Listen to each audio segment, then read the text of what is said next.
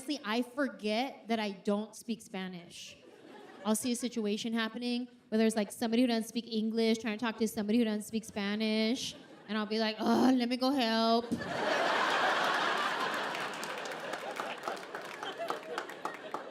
What am I gonna do, help them guess?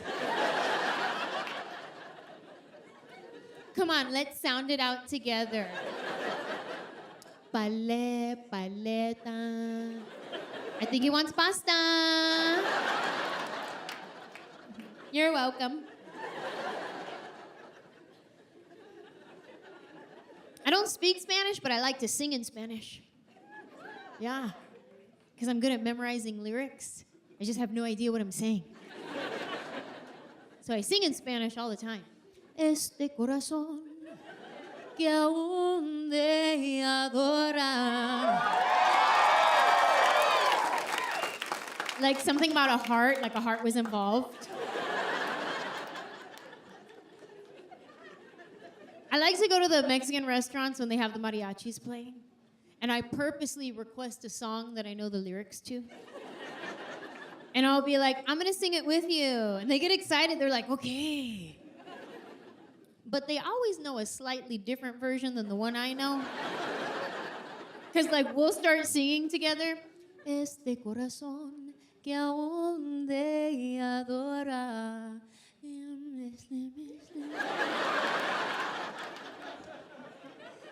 Tarde con tarde.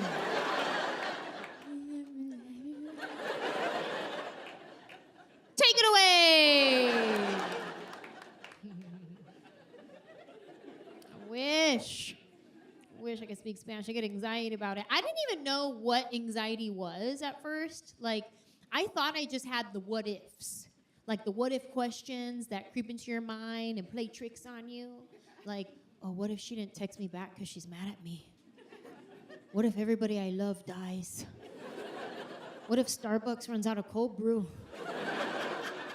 The what ifs, all day long what ifs. And I've been like that since I was a kid.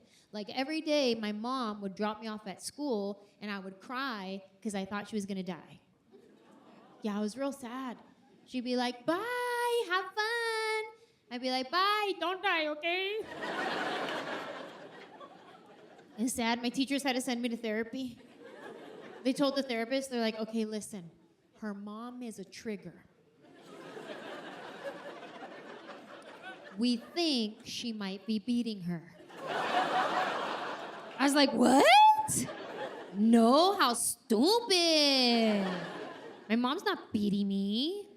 That's my dad, that's not why I'm crying. I just didn't want her to die.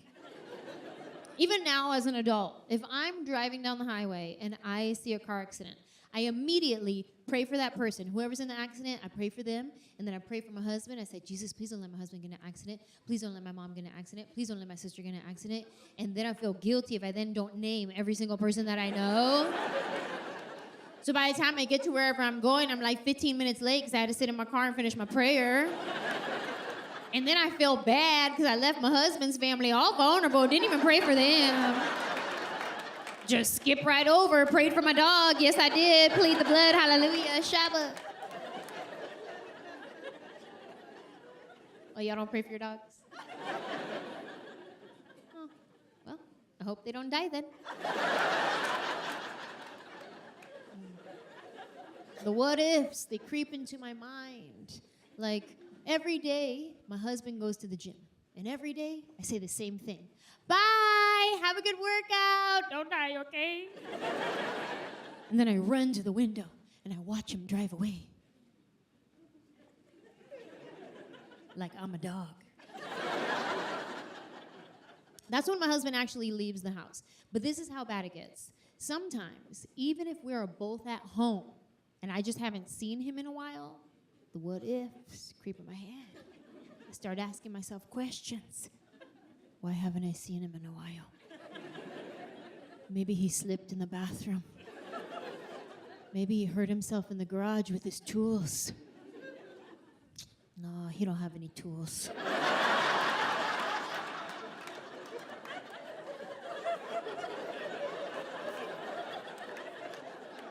This is how it works. If we're both home at the same time and I haven't seen my husband in a while, he gets 3 babes before I freak out. Babe! Babe!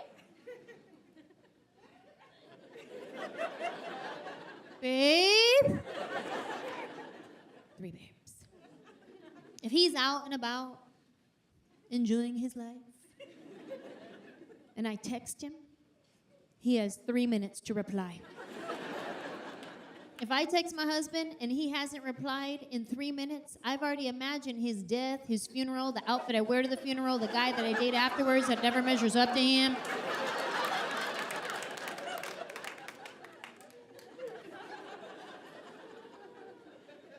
If he's out and about, enjoying his life, I stalk him on social media. I do. I mean, technically it's not stalking because we're married. I just care as much as a stalker would. I mean, before we met, did I look him up on Facebook and was very careful to not like any of his photos from 2009? Sure. Then did I Google him and find out everything about him, realize we're perfect for each other and soulmates? Yeah. But that's not stalking, you guys. That's called dating. That's how dating works. I mean, maybe some of you are like, I don't know, it sounds like stalking to me. Well, then maybe you're right. Maybe I am a stalker. But it doesn't matter. Because as soon as he put a ring on it, I graduated from stalker to wifey. Summa cum laude, suckers! Hey, yo! I still do it. Like, he'll be out and about. I'll check his Instagram, see if he's posted anything yet. If he hasn't, I'm like, dang it, where is he? And that's usually when I check my Friend Finder app. Do you guys know that app? Find My Friends. Okay, for those of you that don't know, I'm about to change your life. And for those of you that do know, but your partner doesn't, about to change yours too.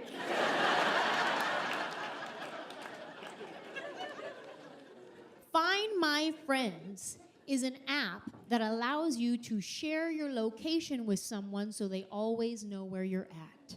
So I shared my husband's location with me. So I always know. Sometimes he'll come home, I'll be like, what'd you get at the grocery store? How'd you know I was at the grocery store? You told me. You don't remember? Losing your mind.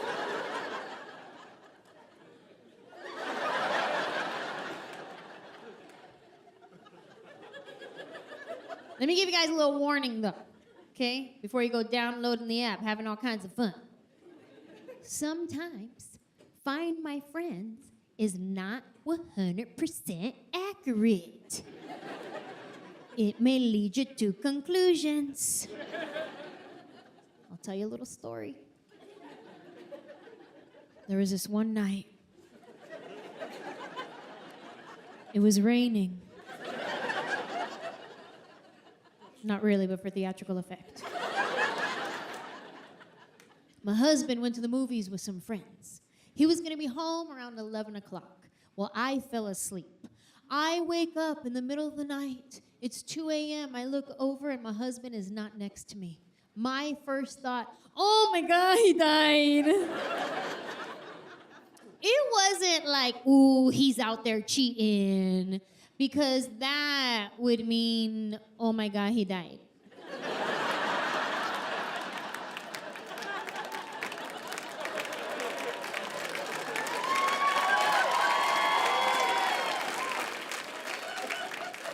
It's 2 a.m. I wake up. My husband's not next to me. I start to freak out. The what ifs, they start to roll. I pick up my phone and I call him. He doesn't answer. I text him. He doesn't reply. I check his Instagram. He didn't post anything. And then I get stuck scrolling for about 35 minutes. Went down a few rabbit holes that night. Learned a couple of good recipes. Recipes I'm never gonna try. But they make it look so easy. That's how you make Dutch apple pie cake Pop-Tart leftover bites? 12 cheese macaroni. Well, I didn't even know there was 12 cheeses.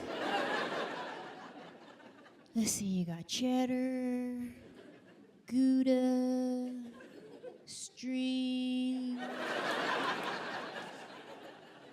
whiz, queso fresco.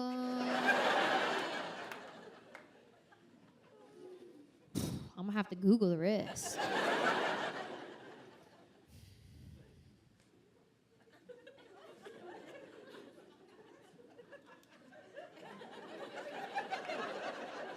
And then I remember, oh my God, he died. And that is when I check my Friend Finder app. And it shows his location stopped in the middle of the freeway by our house. I thought he was in an accident. I said, oh no, I gotta go to that location. I gotta go there right now, but I gotta brush my teeth first. This is why I had to brush my teeth first, you guys. Because if I get to that location and there are first responders there, if they have to give me bad news, my response would be something like, breath.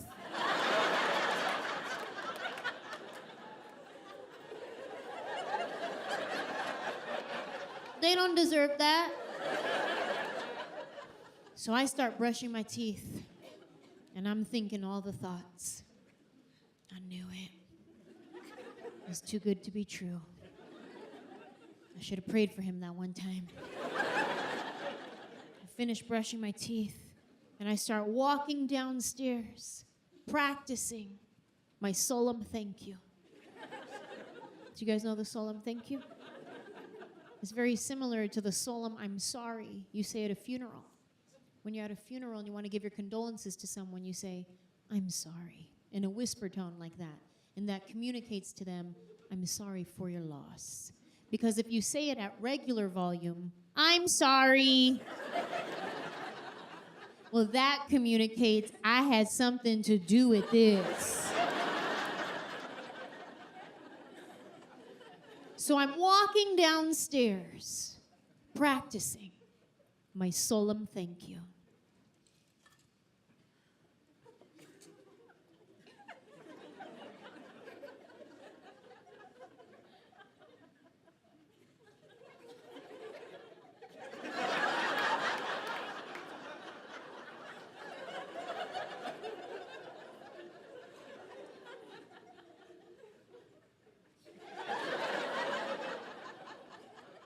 I get downstairs, I get to the kitchen, I grab a glass of water.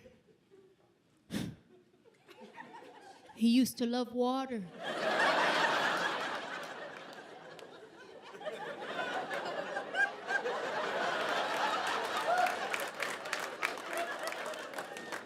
I start walking to the living room, his favorite spot, the couch, where he would watch movies and pretend like he didn't fall asleep. I get to the couch, and I'm standing there ready to mourn my husband. You could see there's a couple of pillows thrown about. There's a blanket falling off to the side. I go and I turn the light on so I could get a better look. And there he is, asleep on a couch. Find my friends lied to me. It told me my husband was dead. I already downloaded a dating app on my phone.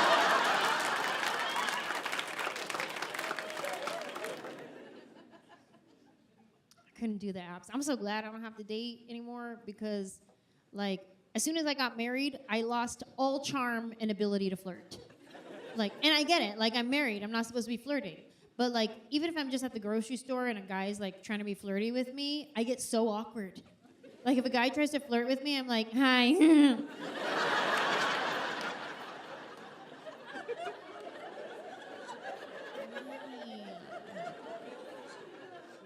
Like, Ange, just because you're married doesn't mean you have to get ugly for strangers. And sometimes, like, I'll be sitting with my single friends, and we're just like hanging out, and they'll be on the apps like swipe, swipe, swipe. And I'm sitting next to them on Instagram, like scroll, scroll, scroll. I'm on Instagram a lot. Sometimes I'll just sit on the couch and just scroll through Instagram for like hours. And my husband's like, you're addicted to your phone, which is a little extreme. So I text him back, no, I'm not. But I am. I'm on my phone a lot. Like, way too much. But the people who use their phone while they're on the toilet, that's disgusting. And I am one of those people. What, you thought I wasn't? Girl, please.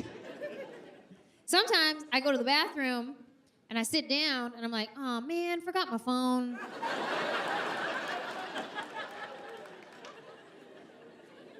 Now you just gotta sit there all bored.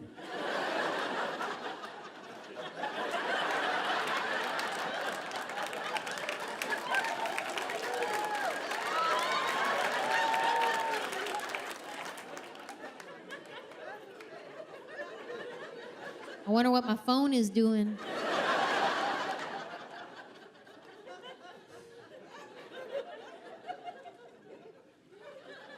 I have crown molding? Oh, somebody needs to clean in here. That's one option. If you go to the bathroom and you forget your phone, you could just sit there bored. Or you can do the squat and run. Do you guys know the squat and run?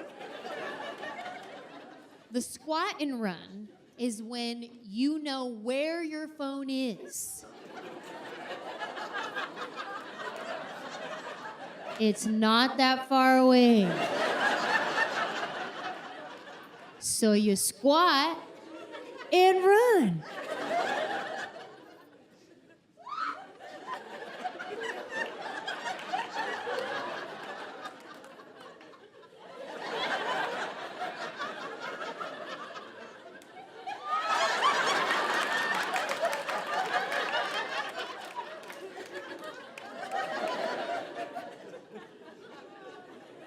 An option. Maybe some of you are like, ugh, that's nasty. Then don't do it.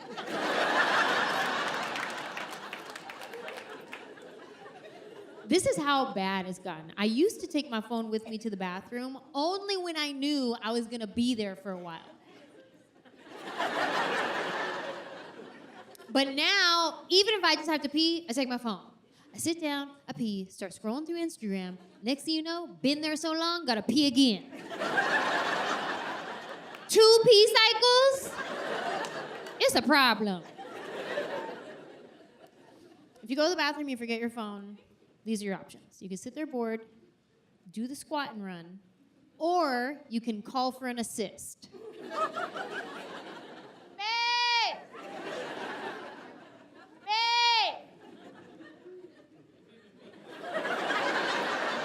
Babe?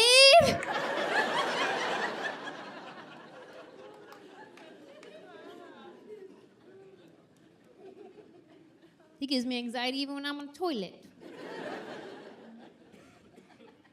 I get anxiety about all kinds of things.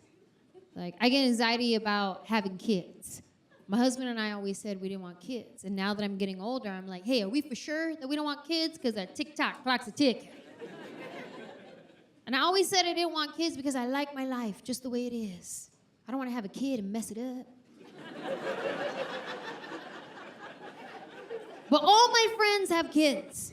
Like my friend Maya, she has 2 kids. She'll tell me sometimes, she'll be like, oh my God, Mateo has the flu. He was throwing up all night. I had to be up at 5 a.m. to go to work. Then I have to pick up Noah from school with foot, hand, mouth disease, whatever that is.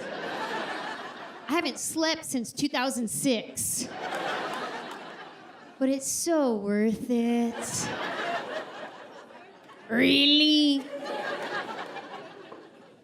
Doesn't sound worth it. But then I look at my nephew, my sister's son, Austin. I love that kid. He's the coolest little kid. Like, he's funny. He's got a good personality. He's kind. He loves people. He's tender-hearted. He has manners. He eats his vegetables. I look at him and I'm like, okay, you know what? If I could be guaranteed to have one like that, I will think about it. But then I look at some of my other friends' kids. You ever have a kid in your life that just the thought of spanking them brings you joy?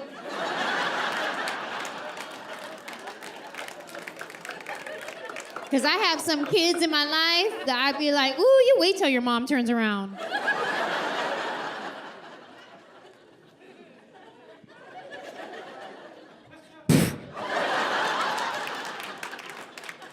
He fell down. I don't know, that was weird.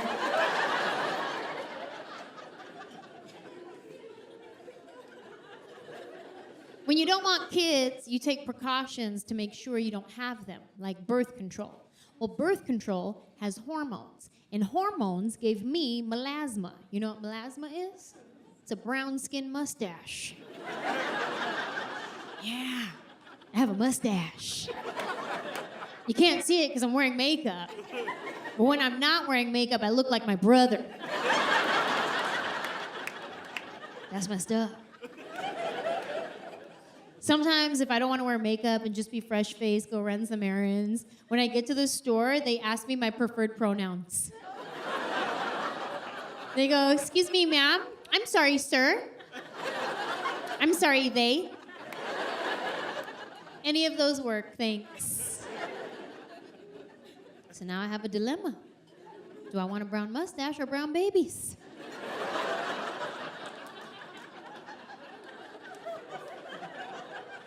I get the what ifs in my mind about having kids.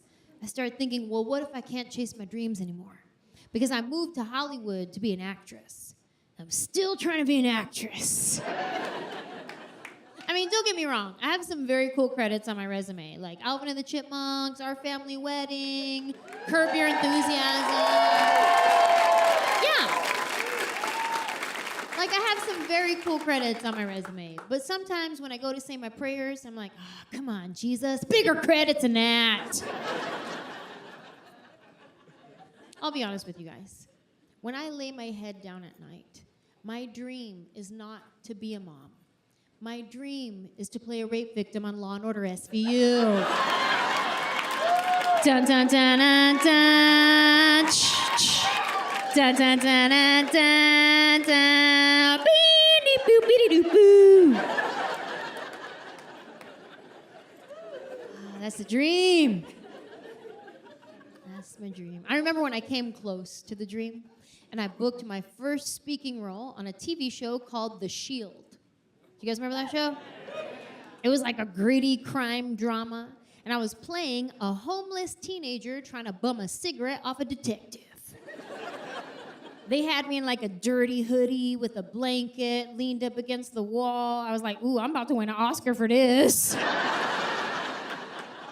I did. I called my friends. I was like, hey, how many lines do you have to say on TV to win an Oscar? And they're like, oh, Oscars are for movies. Oh, we'll see about that. I was convinced this was going to be my big break because the fact that I even booked this role was a miracle in itself. This is how it works. If you want to be on TV, this is how you got to do it. You got to get an audition.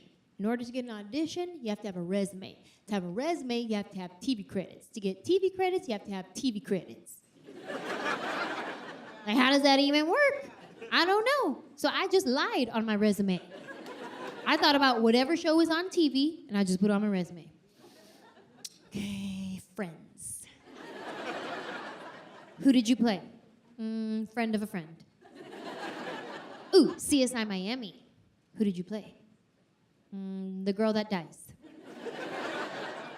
My fake resume got me a real audition. I couldn't believe it. I finally had an opportunity to prove myself, to show that I'm a good actor, that I have what it takes. And I remember showing up at that audition, and I'm standing there in front of the casting director, and she's looking at my resume, and she's like, wow, you were on CSI Miami? Mm-hmm. Because it's not a lie if you keep your mouth closed. Mm-hmm. And she goes, wow, that's funny, because I cast that show. I don't remember you. I got caught. Like, what would you do in that situation? Would you just own it and be like, you got me. I was trying to see if you would catch it. You did. That's a good memory. That's good. No, you don't own it. You double down. You commit to your lie. Because that's your real audition. That's how you prove that you're a good actor. Oh, I looked her straight in the face and I was like, you don't remember me? Girl. Remember, I came in here, I did my audition, and you're like, oh my God, you're so good. And I was like, thank you. She knew I was lying. But she let me audition anyway, and that's the one that I booked. That was The Shield. I was so proud of myself. Yeah. I was so proud of myself. I couldn't believe it. I remember the day the episode aired on TV, I had a premiere party at my house. I did. Everybody came to this party. Like, nobody from the show came, but like the who's who of my apartment complex was at this party. It was lit. We had pizza, soda, napkins. We're all sitting there watching my episode. And I know that my scene is the very last scene of the episode because, like, save the best for last. I think that's how it works. So we're all sitting on the couch. We're all watching my episode. And I'm like, okay, here comes the detective. He's about to ask me my question. And then the credits start rolling. They cut my part. My big break. It broke. I was humiliated. Like, getting your part cut from a TV show when you're home by yourself, that's embarrassing. But in front of all your friends and pizza. And that wasn't even the most embarrassing part of the night. The most embarrassing part of the night was having to say thank you for coming as people left my party. Bye. Thanks for coming. You. It's fine. Honestly, who cares? Like, seriously, I don't even care. Okay, bye.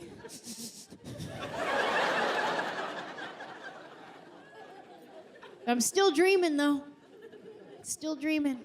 Like, I want to be in a scene with Detective Olivia Benson. I want to be in a scene where she's talking to me in her regular voice and then quickly goes into her very serious whisper tone voice. I know you saw the man who attacked you. But listen to me. We're going to get through this together. That moment right there, that's what I want. I'm still chasing that. So I can't have a kid. I can't chase that and chase a kid. But let's say I did, though. Let's say I did. Let's say I have a kid, but I still get to chase my dream. What does that even look like? I go and I drop off my kid at his soccer game, and I'm like, bye, have fun. I'll see you later. Mommy's got an audition. No, don't cry. Remember, this is all part of the deal. I have you, but I still get to chase my dreams. No, you'll do good. Go have fun. And I start walking away. And I get to my car, and I look back at him. And he's standing there looking at me, waiting for that loving encouragement. So I say, hey, wish me luck. I think I'm really gonna book it this time. It's right up my alley. They want me to play a young, hip soccer mom. And he's like, but you're my soccer mom. Yeah, that's sad. And now I gotta be like, hey, can you teach me how to do that? Like, how do you make it come out of one eye only? No, now I gotta kick it into parenting mode. Hey, Johnny, come here. I know you want me to stay and give you Capri Suns and orange wedges.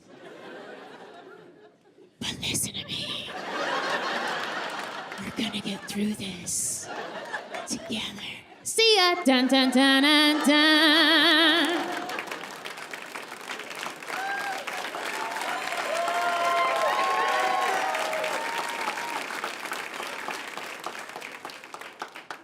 Still dreaming. Very grateful, though. Very grateful for all the steps in my journey that got me to where I am today.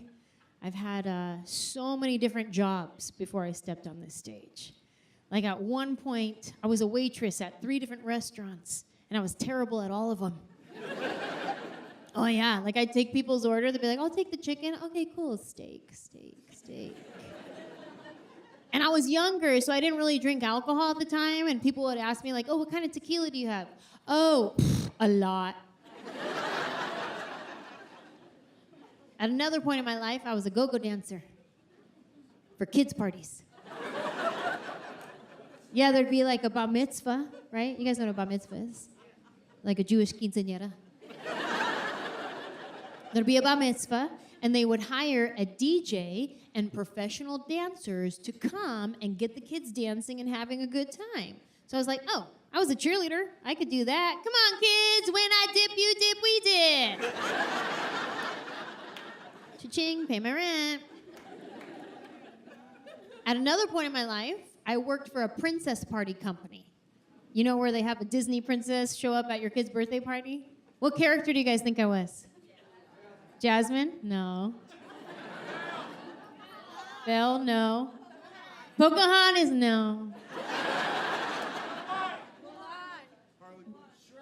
No.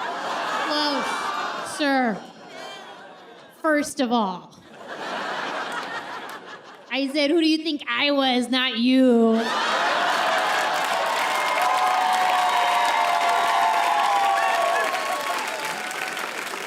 Who else? Who do you think? Esmeralda? No. Ariel? Okay, you're all wrong. I was a clown. Yeah, they wouldn't even let me be a princess. They're like, no, we got that covered. We do need a clown, though. And I wasn't even like the creepy, red-nosed, big hair clown. No, I was the even creepier 1800s porcelain doll sitting on your grandma's shelf clown. You know the one that I'm talking about? The one that follows you with its eyes? Yeah, that was me. All creepy, showing up at kids' parties like, hey, kids. Isn't it funny to chase my dream? I have to be your nightmare. I remember there was this one weekend, I had a kid's birthday party booked. I had to show up, be a clown, give him my energy. But that same weekend, started my period. Now, ladies, you know, day 1, 2, 3, that's the worst. That's when your cramps are on level 100. You're nauseous, you're fatigued, you're sweating, you don't want to get out of bed, you're emotional, you just want to curl up in a ball and rock back and forth. It was that day. You know that day. And if you don't, I hate you.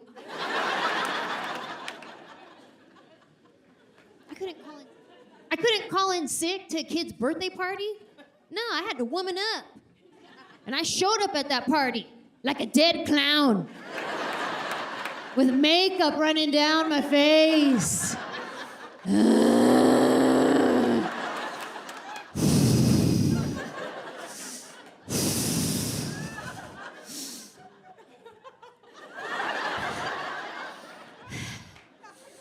Okay, kids. Everybody gather around. We're gonna play a new clown game. Everybody take your hand and put it on the ground. And then what I want you to do is everybody just lay down.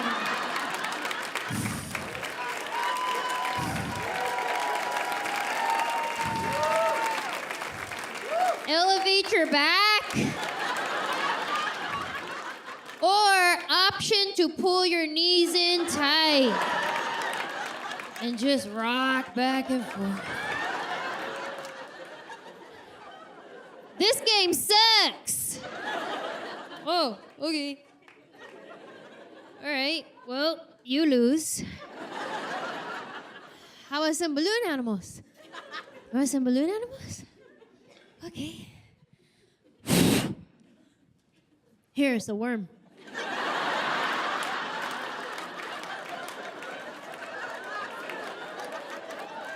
I'm very grateful for all the jobs that I've had to get here. I'm very grateful. I can't believe that this is what I get to do. I get to tell jokes and make people laugh all over the world. What a blessing.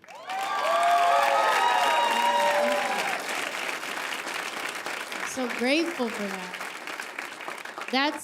That's part of the way that I combat my anxiety is I use gratitude and I shift my perspective, you know, like I'll be like, you know what? I'm so grateful I have a mustache. Because, like, not everybody does, so.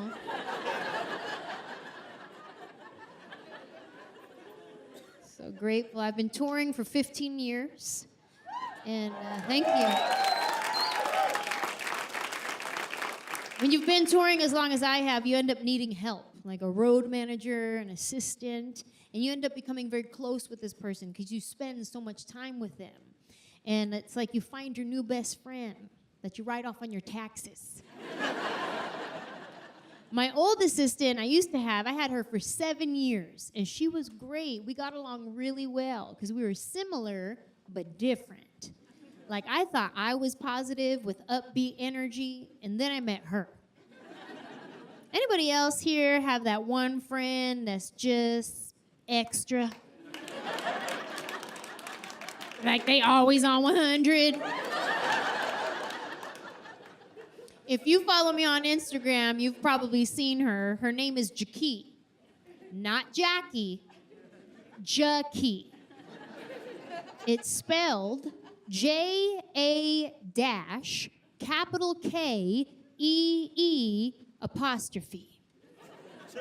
Extra. You guys, the apostrophe in her name does not do anything. That is literally extra. Let me try to describe her for you guys so you know what I was working with every day. Jackie is a little white girl. There's a twist you didn't see coming. Jackie is always happy. She's like Buddy the Elf live in person. Imagine this for a second. Imagine we have a little kid here, and we give this kid way too much sugar. And then you take that kid to Disneyland for the very first time. And right when you think they're about to explode with excitement, you give them a puppy. That's Jackie. On a Tuesday, Jackie gets excited about mundane things. Ooh, this water's delicious. What kind of water is this? Tap water. I started to feel bad that I couldn't match her excitement about stupid things. After a while, I started to ignore her, but then I felt bad for ignoring her. But then I noticed something. I was like, wait a minute. She don't need me to co-sign on her excitement. She is her own cheerleader. She doesn't even need me in this conversation. This is an actual conversation that happened with me and Jackie. She says this. Hey, do you think a caterpillar knows it's going to be a butterfly, or is it a surprise?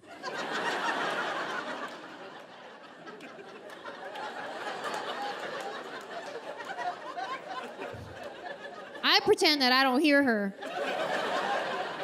So she replies to herself. I love surprises. Here's the thing. Everybody has a Jackie in their group. You might be the Jackie of your group. This is how you can determine if you are, in fact, the Jackie of your group. You got to ask yourself these questions. 1, do I like sparkly things? 2, do I smile at strangers? 3, do I then hug the stranger because they smiled back? 4, this one's a little random, but it's very essential to being Jackie. You gotta ask yourself, do I often fall down? I'll give you a second to determine who is your Jackie.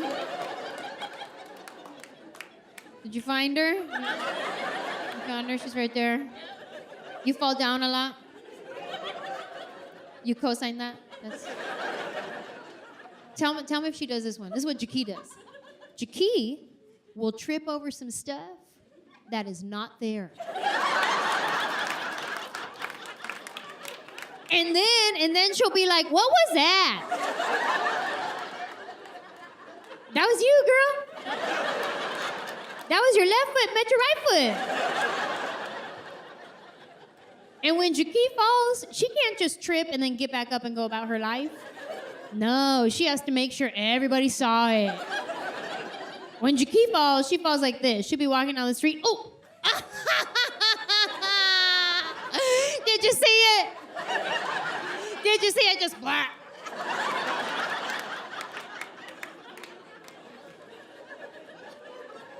This is how extra Jackie is. One time, she hurt herself by reenacting a fall from the week before. We were in our hotel room, and she's telling me how she fell last weekend, and she's acting it out for me. She's like, yeah, I was just walking up this step. Oh, I just broke my toe. I need you to take me to the doctor. I just broke my toe. I took her to the doctor. We get there. She's like, I broke my toe. I need an x-ray. All right, let's get you in there immediately. The doctor takes an x-ray of her foot. He comes back, and he's like, okay, listen. I don't know how to tell you this, but there's nothing wrong with your toe. Are you sure your machine is not broken? Yeah, my machine is not broken, and neither is your toe. You might have sprained it. I can give you some aspirin. You want some aspirin? Is that all that you can do for me?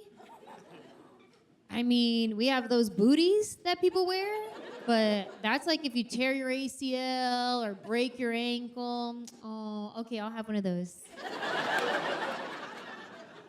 Now, Jackie has a booty that comes all the way up to here, and she walks like this for a sprained toe.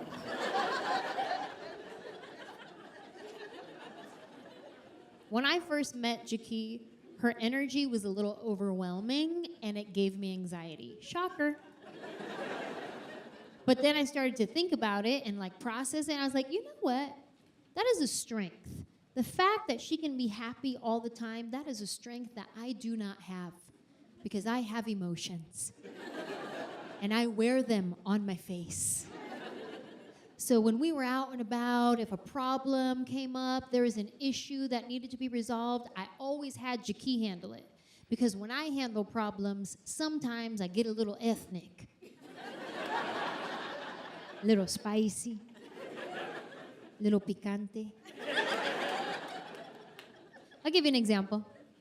There was this one weekend we were traveling. We were flying all day. We were headed to the south, and it was the summertime, so it was hot, humid, and muggy. As soon as we landed, it was late at night. We get into our rental car. We drive straight to the hotel, park it, lock it, go to sleep. Next morning, wake up. We get in the rental car, and that is when we realize that it smells like pee. Somebody peed in this car. They rented it to us. And now it's been hotboxing all night. Oh, it was disgusting. And Jackie was like, maybe a toddler's diaper leaked. I said, no, Jackie. This is full-grown man pee. It is disgusting, and we need to take this car back. So we drive all the way back to the airport, just marinating the whole way. And if I walk into that rental place and I handle that situation, I'm gonna come in real hot, okay? I'm gonna come in a little passionate. I'm gonna come in there like, oh, y'all just hand out pee-pee cars now? Like y'all don't check them, you don't clean them, sniff, nothing? Just on to the next, right? Because you got your money, right? Oh no, I'm calm. I am calm, sir. I'm sorry I cut in front of you. I am calm. No, I'm not gonna leave here until you tell me who peed in my car.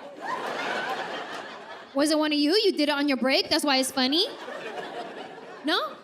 Nobody peed? Okay, that's fine. You know, we'll just handle it like I do with my dog. Everybody come here, put your nose in it. Did you do this?